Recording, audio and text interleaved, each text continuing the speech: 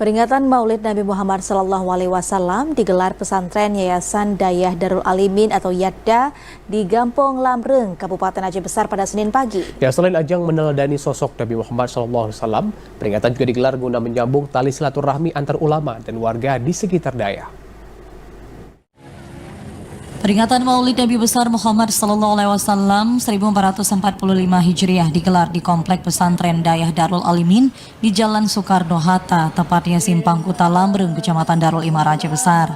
Selain ulama dari sejumlah dayah, peringatan dihadiri musbika dan warga dari sejumlah kecamatan di Aceh Besar dan Kota Banda Aceh.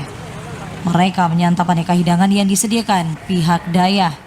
Menurut Wakil Ketua Yayasan Dayah Darul Alimin, kegiatan ini juga digelar untuk memperingati meninggalnya Abu Haji Zulkifli Bakri dan Abi Ihsan Zulkifli Bakri.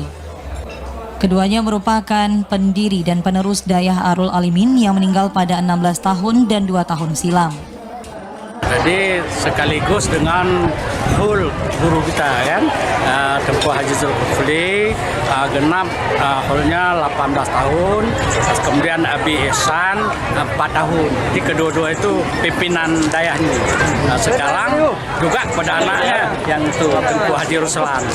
Sedangkan ini abangnya yang tertua. Dengan momentumnya kita peringati Hari Maulid Nabi besar Muhammad SAW, kita dapat mengambil intisari daripada yang dibawakan oleh beliau, terutama masalah akhlakul karimah.